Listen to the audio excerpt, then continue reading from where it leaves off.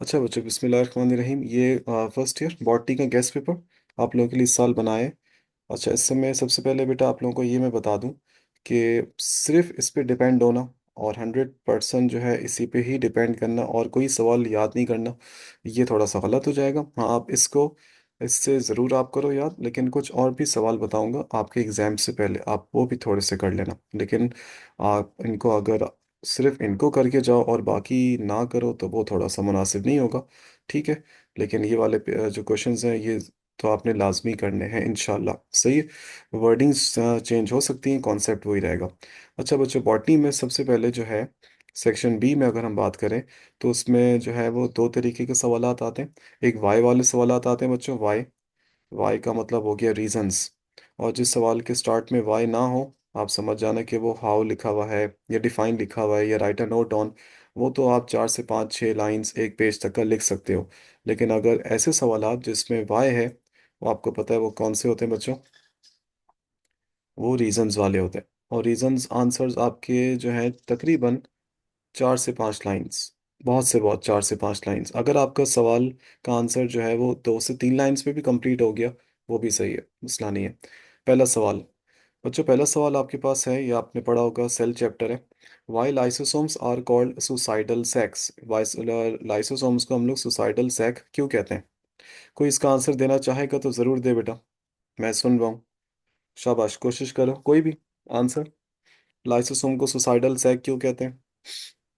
Because क्या कहते हैं, जब ऑटोफेगी हम्म। के टाइम पे ये लोग हम्म। अपने क्या कहते हैं जो सेल मेम्ब्रेन होती है वो रप्चर हो जाती है और वो हाइड्रोलाइटिक एंजाइम्स रिलीज करने की वजह से सेल की भी डेथ हो जाती है। वेरी गुड अहमद, अहमद बेटा, बिल्कुल शाबाश, एक्सीलेंट। लाइसोसोम्स जो है तुम अहमद कह रहे हो कि ये सुसाइडल सेक इसलिए हैं क्योंकि ये सेल को तोड़ने के काम आते हैं, राइट? ऐसी है। जी, जो अनवांटेड स्ट्रक्चर होते हैं या वांटेड सेलुलर स्ट्रक्चर होते हैं, ये उनको क्या कहते हैं डाइजेस्ट कर लेते हैं या फिर उनको डिस्ट्रॉय कर देते हैं। बिल्कुल, वेरी गुड। और मैं बाकी स्टूडेंट से पूछना चाहूंगा, जैसे अमजद ने कहा अनवांटेड, अनवांटेड में हमारे वो सेल्स भी आएंगे? ये अहमद के अलावा कोई भी जवाब दे कि जो अपना टाइम पीरियड सर ये पूरा कर चुके हैं। अपने खुद के सेल्स मार देते हैं, बिल्कुल, किल क्या कर इसमें देते हमारे वाले सेल्स आएंगे बतूल, जो हमारे काम के नहीं है अब, यानी कि इन शॉर्ट जो अपना लाइफ स्पेन कंप्लीट कर चुके हैं? हैं। पता नहीं सर। बिल्कुल, इसमें जैसे वो वाले, सेल्स आएंगे। बिल्कुल वो हमारे सेल काम जी का नहीं सर है। आएंगे। Very good Asfiya. आप मुझे बताओ कोई ऐसा सेल जिसका लाइफ टाइम इतना होता है, शायद मैंने बताया था, ये 120 दिन तक जिंदा रहता है। Red red blood blood cells. RBCs. Very good, RBCs. Very good, RBCs, red blood cells. ठीक है।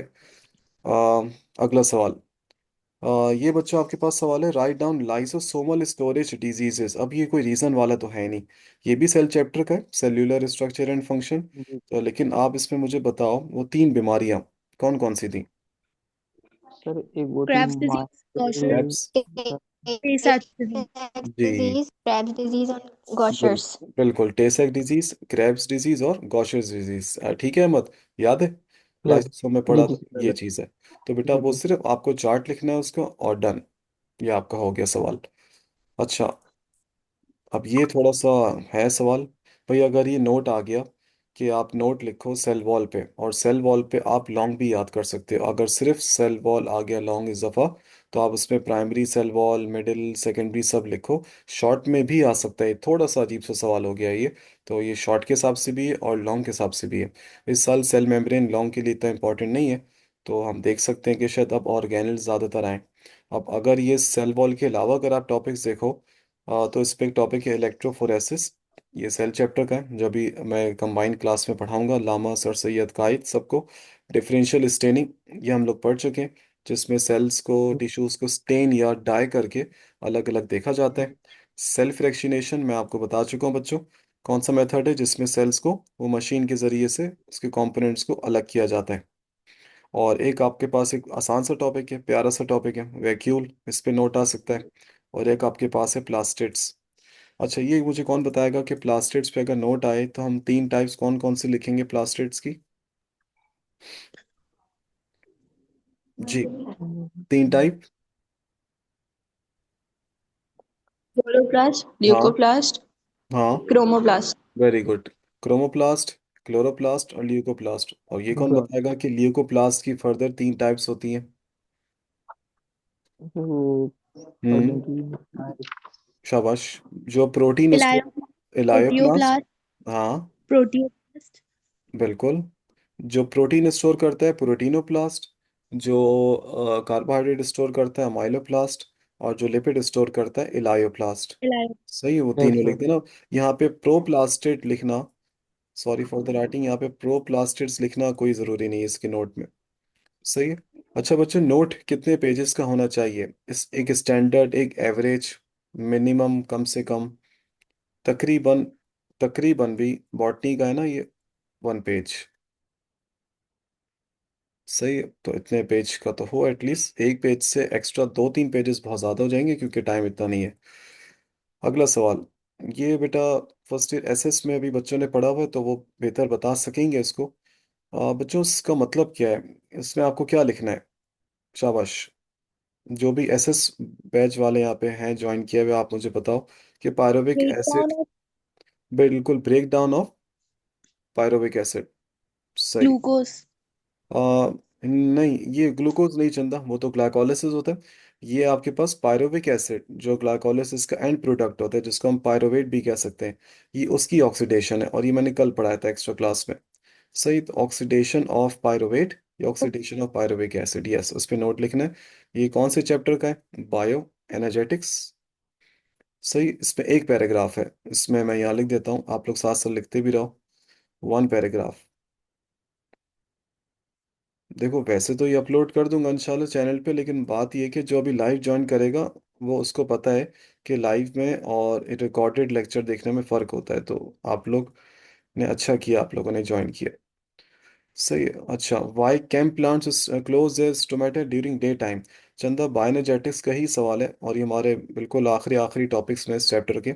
कैंप प्लांट्स एक बेटा फैमिली जिसमें आपके पास, हाँ, वो प्लांट्स आते हैं जो बहुत ज़्यादा, समझो आप गर्म तरीन इलाकों में रहते हैं। कैंप प्लांट्स में बेटा शॉर्ट फॉर्म है इसका, सॉरी फुल फॉर्म है इसका, क्रासिलिशियन एसिड मेटाबॉलिज्म। वो एक प्लांट्स होते हैं जो दिन में ही बेचारे मजबूरी के तौर पे अपना स्टोमेटा क्लोज कर देते हैं। तो ये भी बेटा वाई वाला सवाल है, as you can see right here. ये भी आपके पास एक रीज़न है, पढ़ेंगे इंशाल्लाह। ये बहुत आता है। सही है, ये बहुत आता है। तो ये मैं इसको 3 स्टार दूंगा। कुछ ऐसे रीजंस होते हैं जो बहुत है इंपॉर्टेंट। अच्छा, एक और सवाल है बेटा, C4 साइकिल।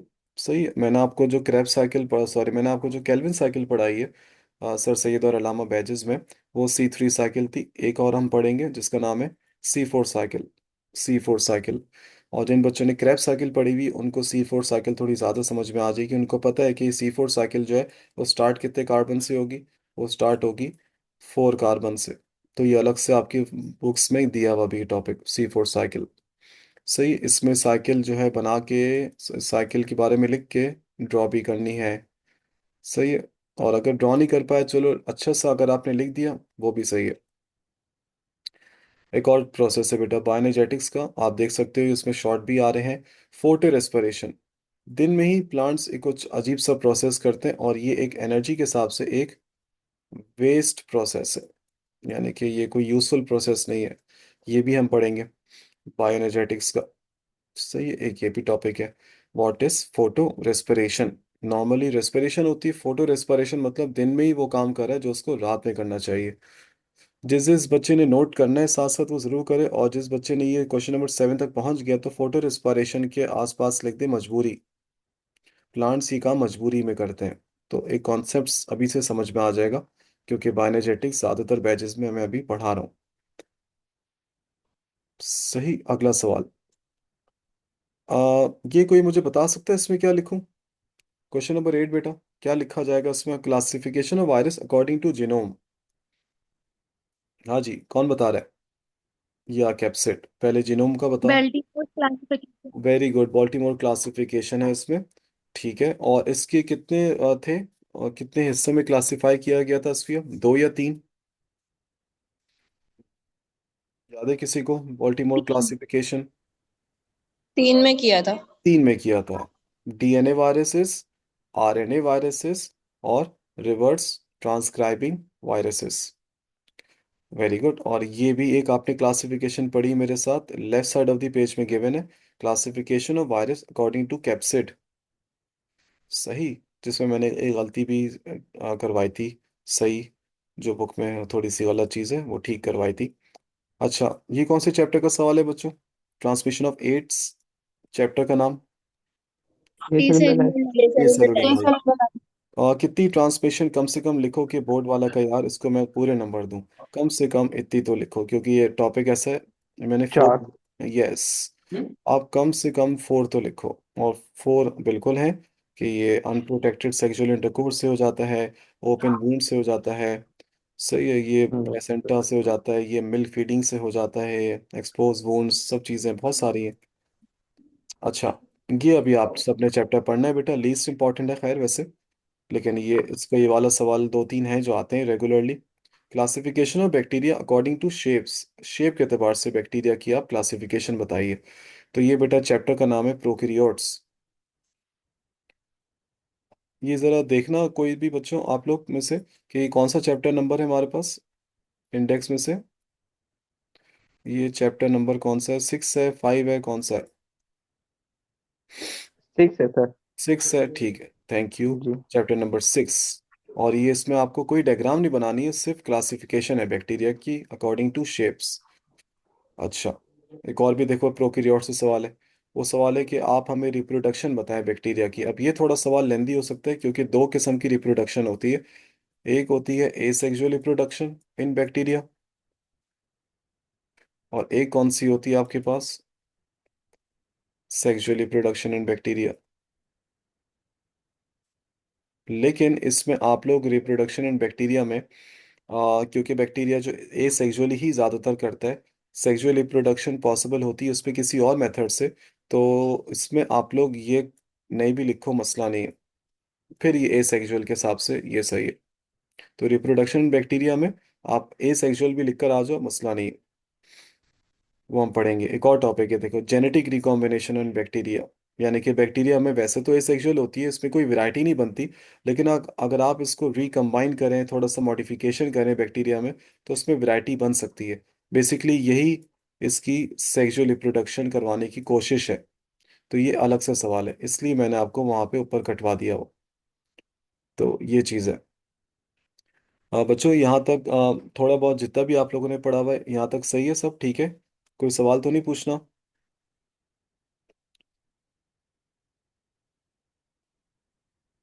हाँ जी, सब क्लियर, डन है? जी।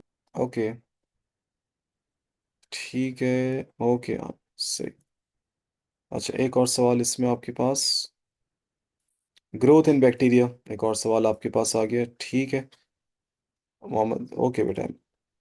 ग्रोथ इन बैक्टीरिया, एक और सवाल प्रोकैरियोट्स का, कि बैक्टीरिया की ग्रोथ के बारे में बताइए। तो इसके भी 3 फेजेस हैं, वो आपको एक एक दो दो लाइन के लिखने, और इसमें 3 फेजेस के नाम लिखिए, ये सवाल हो जाएगा डन। सही, छोटा सा चैप्टर तो नहीं है ये, लेकिन इसके सवालात जो हैं वो लॉन्ग के हिसाब से नहीं है। एक और सवाल, कि आप हमें बताइए कंट्रोल ऑफ बैक्टीरिया, कि बैक्टीरिया को कैसे कंट्रोल किया जा सकता है। इसके फिजिकल मेथड्स भी हैं, इसके केमिकल मेथड्स भी हैं। तो ये सवाल जो है वो थोड़ा लेंदी हो सकता है, तो मेरा ही मशवरा है, अगर ये शॉर्ट में आया, बोर्ड वालों का दिमाग का कुछ पता नहीं, क्या पता लॉन्ग में दे दें, तो भाई इसके वर्डिंग्स बहुत टफ हैं। तो मैं इसको प्रीफर नहीं करूँगा कि आप लोग याद करो फॉर शॉर्ट। लॉन्ग के लिए करना है, टर्म्स कर सकते हो तो कर लो, क्योंकि शॉर्ट में आप कहोगे यार मैं फिजिकल भी लिख लूँ, थोड़े केमिकल भी लिख लूँ, टाइम जाएगा। मैंने यहाँ पे लिख दिया वैसे शॉर्ट के लिए, लेकिन इतना मैं प्रीफर अभी नहीं करूँगा। फिर भी याद हो जाए, समझ आ जाए, आप कर लो। 3 फिजिकल के लिख दो, 3 केमिकल कंट्रोल लिख दो, सही है। अच्छा, एक और टॉपिक है बेटा, लीस्ट इंपॉर्टेंट टॉपिक है ये, मैं इसको 1 स्टार दूंगा। और ये टॉपिक का नाम है, चैप्टर का नाम है प्रोटोक्टिस्टन फंजाई। तो इसमें से फंजाई के आपको सिर्फ क्या लिखने, करेक्टरिस्टिक्स, अगेन करेक्टरिस्टिक्स आ जाए, तो आप कितने लिख दो बस करेक्टरिस्टिक्स? 5। डिफरेंसेस भी आ जाए, कम से कम 5 तो लिखो आप, 4 भी चलेगा, स्टैंडर्ड जो है वो समझो 5 बहुत अच्छा रहता है। अगला सवाल इसी चैप्टर से ही है, आपको बताना है अलवा, एक स्पीशी होती है प्लांट जैसी, उसमें ऑल्टरनेशन ऑफ जेनरेशन उसकी डायग्राम के साथ। ऑल्टरनेशन मैं ज़रा चेक कर लेता हूँ अपने पास, मैं आपको डायग्राम भी दिखाता हूँ। जिसके पास पेज है तो वो मुझे पेज बता दे डायरेक्ट, प्रोटोक्टिस्टा एंड फंजाई का। हम बुक को भी ओपन कर लेते हैं, प्रोटोक्टिस्टा एंड फंजाई। ये बैक्टीरिया वाला चैप्टर है। ये रही, मिल गई। 147. बिल्कुल, थैंक यू। 147। हम कहाँ पे आ गए, कौन सा? 147। ओहो, ये तो स्टार्ट हुआ है यहाँ से ना चैप्टर। एक मिनट। ये वाला है बेटा 150 पेज पर। अगर आप लोग बच्चों देखो, ये कोई मुश्किल डायग्राम नहीं, समझ जाओगे इंशाल्लाह। ये डायग्राम पीस ऑफ केक हो जाएगी, फिर मसला नहीं है। थोड़ा सा थ्योरी लिखनी है और डायग्राम भी बनानी है। सही है, तो ये आपके पास आसान हो जाएगा। This is isomorphic alternation of generation. और अगर आपकी किस्मत अच्छी है तो ये अगर लॉन्ग में आ गया तो ये उतना ही कंटेंट रहेगा और आपका काम भी हो जाएगा। मतलब उतना ही जितना आपको शॉर्ट में लिखना है। शॉर्ट में इसलिए मैंने ज़्यादा फोकस किया कि इसकी सिर्फ डायग्राम भी आ सकती है। मैं भी आपको अलग से डायग्राम्स भी बताऊंगा कि कौन कौन सी आप करो बॉटनी के लिए। सही है, तो ये चीज़ है। अच्छा, अब एक और सवाल है आपके पास। अ, एक चैप्टर है आपके पास बेटा, डाइवर्सिटी अमंग प्लांट्स। उसमें से एक टॉपिक है evolution of seed, diversity among plants. और ये चैप्टर नंबर आप लोग ज़रा देख लो तो मुझे बताओ ये कौन सा चैप्टर नंबर है। चैप्टर नंबर मुझे असल में याद नहीं रहते। इसी की बात का ही होगा, आई गेस 8 या 9 होगा। तो आप लोग में से कोई भी देख के बताना। और ये टॉपिक जो है, chapter 8। Chapter 8। Okay, thank you. Evolution of seed है एक टॉपिक। एवोल्यूशन ऑफ सीड ये आता है, इसको मैं मतलब ये जब बुक चेंज नहीं हुई थी, ये तब से आता है ये वाला सवाल। और एक और इसी चैप्टर में ये एवोल्यूशन ऑफ लीफ, ये भी 3 स्टार। और इसमें तो आपको इसकी पूरी थ्योरीज और डायग्राम भी बनानी छोटी सी। मैं जाता हूँ आपको उस चैप्टर पे लेके। और ये हमारे पास है एवोल्यूशन ऑफ लीफ। हाँ, ये रहा पेज नंबर। अगर आप आओ 175, ये है एवोल्यूशन ऑफ लीफ का टॉपिक। ये इसको मैंने रेड कलर से हाईलाइट कर दिया है, और कर दी। ये पूरा लिखना है। देखो, ये कुछ ऐसा टॉपिक है जो आप कह सकते हो कि सर इसमें तो थोड़ा ज़्यादा लिखना है। और ये वाली थ्योरी भी लिखनी है कि क्या क्या थ्योरीज हैं, कि लीफ कैसे इवॉल्व हुए हैं। और ये डायग्राम है, और ये डायग्राम में आप ऑफिशियली ग्रीन कलर इस्तेमाल कर सकते हो, तो कोई मसला नहीं है। एक दो दफ़ा प्रैक्टिस करोगे आपका हाथ साफ हो जाएगा, डायग्राम बन जाएगी इंशाल्लाह, मसला नहीं है। ठीक है जी, ये चीज़ है आपके पास। अच्छा, क्वेश्चन नंबर 19 एक और टॉपिक है बच्चों। क्वेश्चन नंबर 19 में आप परेशान नहीं हो ना। आप लोग शायद सोच रहे होगे कि सर ये भी तो ये सब पढ़े ही नहीं है। तो बेटा ये पूरे गेस्ट पेपर है ना, ये आपको तब और मज़ा आएगा जब आपका पूरा जो सिलेबस है वो इंशाल्लाह कंप्लीट हो जाएगा। तो इसी चैप्टर में ही टॉपिक है बेटा इन्फ्लोरेसेंस। वही चैप्टर नंबर आपका कौन सा है, ये diversity among plants. Chapter number 8 में एक और टॉपिक है इन्फ्लोरेसेंस। सही, अब आपकी थोड़ी सी तबीयत अच्छी हो जाएगी इंशाल्लाह, क्योंकि आप थोड़े से आप वो सवालात आए जो आपने किए हुए होंगे इंशाल्लाह याद। ये कौन से चैप्टर में पढ़ा था हमने? अडेप्टेशन ऑफ जीरोफाइट्स, पानी कंजर्व करने के लिए। Forms of function Then in function. Plant. Very good. और ये आई फॉर्म या गेस, फंक्शन। बिल्कुल, if I am not wrong Ahmad साहब, ये है chapter number 10, forms and forms and function. बिल्कुल। Function, yes chapter number 10। बिल्कुल। ये 4 से 5 अडेप्टेशन लिख दो, कि ये अपने इनकी लॉन्ग रूट्स होती हैं, डीप रूटेड सिस्टम है ना, इनके हेयर एपिडर्मिस है। क्यूटिकल होता है।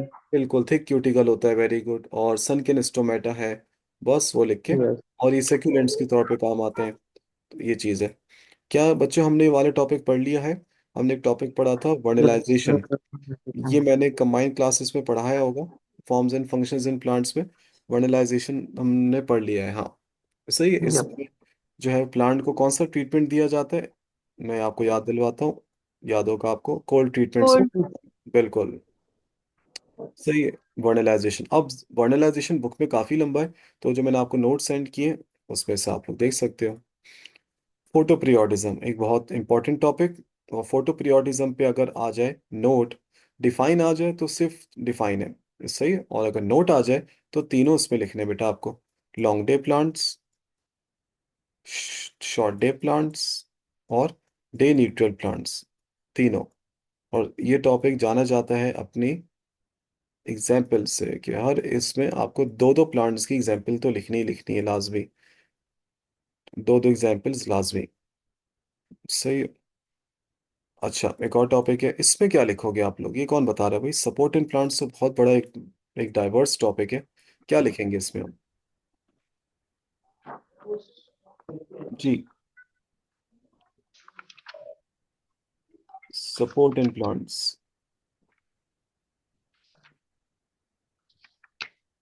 शाबाश।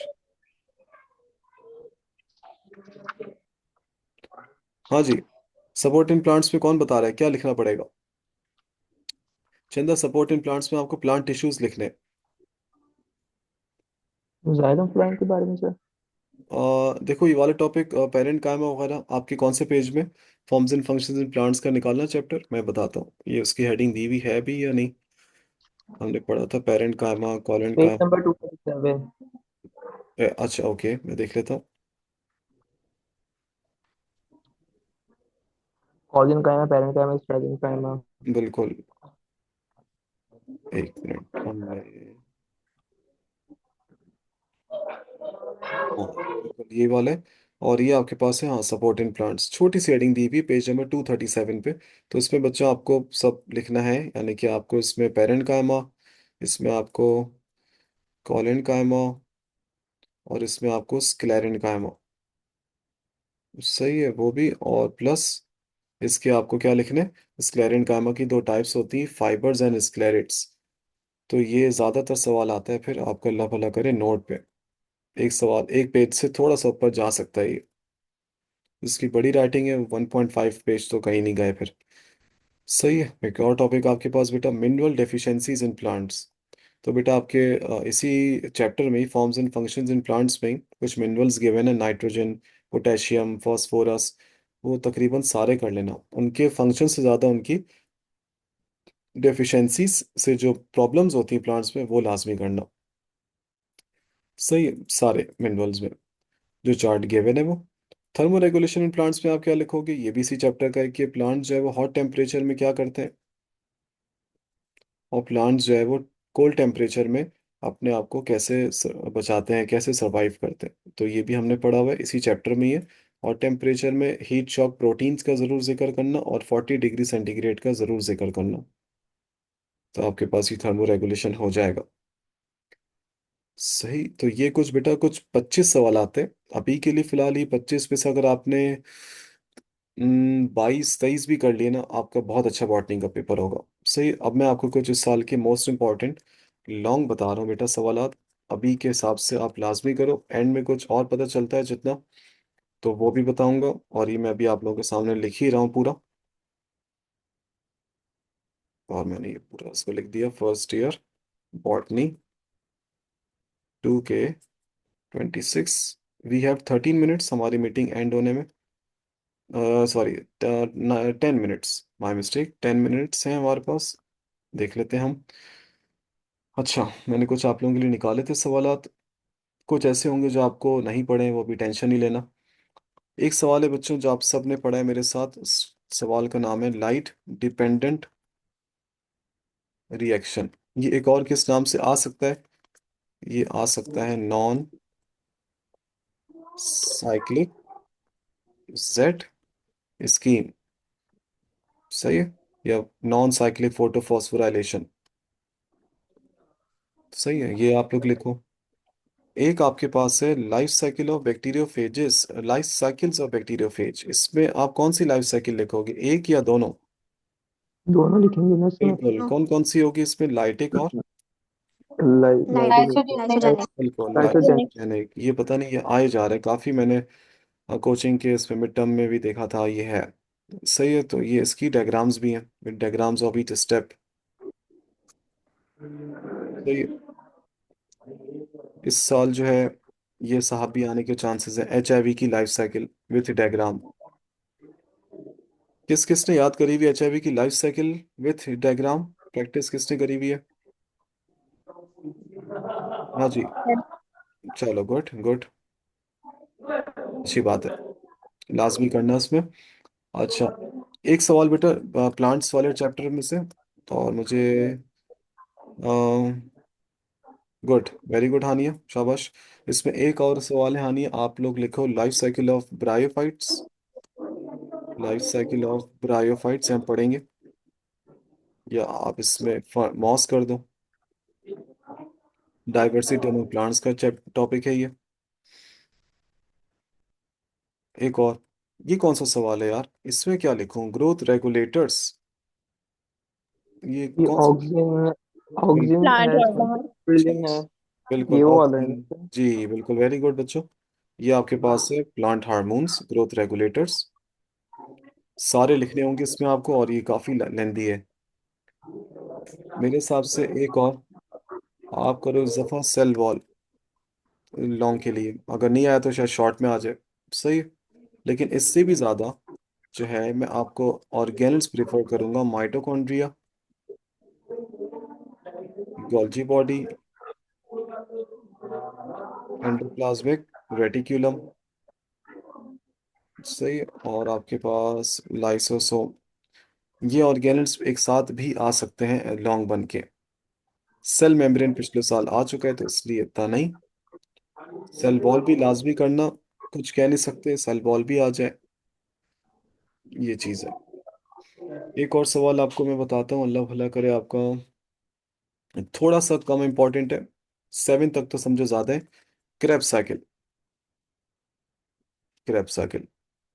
अगर आप लोगों के पास 10 इयर्स है अभी सामने, तो आप लोग ज़रा देख लो उसमें कि पिछले साल जो है वो मतलब ग्लाइकोलाइसिस और क्रैब साइकिल जो है, वैसे मैंने अपनी वर्किंग करी हुई है, आप लोग भी देख लो।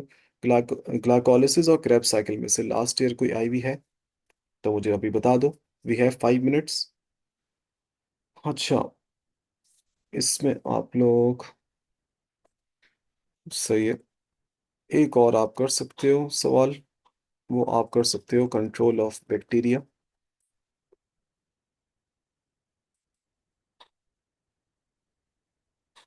तो मैं आपको प्रेफर करूंगा एटलीस्ट ये 7 लॉन्ग भी अगर आपने कर लिए तो जो है वो अच्छा हो जाएगा काम। और इसमें से कुछ addition, light dependent, non cyclic. बिल्कुल। हम्म। समझो ये जो मैंने हाईलाइट किए हैं, सही है, ये वाले आप कर लो तो बहुत अच्छा हो सकता है आपके लिए। सही है। और बाकी आप लोग देख लो, अगर क्रैप भी याद करो, बेशक अभी क्रैप छोड़ दो पेपर से। आपको मैं 1 डेढ़ हफ्ता पहले बता दूंगा और मज़ीद कौन से इंपॉर्टेंट है। फिलहाल जो है वो आपके लिए ये वाले ज़्यादा इंपॉर्टेंट है। ये वाले कर लो, बेशक 8वां 9वां अभी छोड़ दो, वो टेंशन नहीं है। प्रोटॉक्टिस्टन फंजाई में से अभी लॉन्ग छोड़ दो, वो भी मसला नहीं है। कि डाइवर्सिटी अमंग प्लांट्स में से बेशक अभी छोड़ दो, लाइफ साइकिल ऑफ मॉस, वो अभी पढ़ा भी नहीं है। तो ये वाले कुछ इंपॉर्टेंट हैं, तो लाजमी आप लोग ये फिर करिएगा। अच्छा, आप लोगों ने ये सब कॉपी कर लिया? जी। सही। Sure. यस सर, कर लिया। सही है, हो गया, डन है। यस। इंशाल्लाह देखो एक सेशन और रखता हूँ इस पे, फिर मैं जोलॉजी के तुम लोगों को फिर मोस्ट इम्पोर्टेंट बताता हूँ। आज मुझे बताना था लेकिन कुछ चीज़ों की वजह से इंशाल्लाह तुम लोगों से ही मशवरा करके, जब तुम लोगों की अवेलेबिलिटी हो तो इंशाल्लाह जोलॉजी का मैं गेस्ट पेपर भी चल बताता हूँ। फिर इंशाल्लाह उसके बाद फिर डायग्राम्स भी बता दूंगा। और डायग्राम्स का खैर पीडीएफ है, वो तो मैं बता सकता हूँ, मसला नहीं है। सर सेल चैप्टर से सेल मेम्ब्रेन और फ्लूइड मोज़ाइक मॉडल नहीं है। नहीं, सेल मेम्ब्रेन अभी नहीं करना लॉन्ग के लिए आसवा। सही है, वो रिपीट हो चुका है, मतलब वो आ चुका है। तो अब लॉन्ग में से रिपीट होना थोड़ा मुश्किल है। सही है, डन है बच्चों। इंशाल्लाह आप लोगों से फिर नेक्स्ट सेशन में मुलाकात होगी। मैं इसमें बताऊंगा डिफरेंसेस बॉटनी के, और कुछ डायग्राम्स, और फिर उसके बाद जोलॉजी का गेस्ट पेपर। अपना ख्याल रखना बच्चों। Thank you so much, thank you. Thank you. अल्लाह हाफिज़।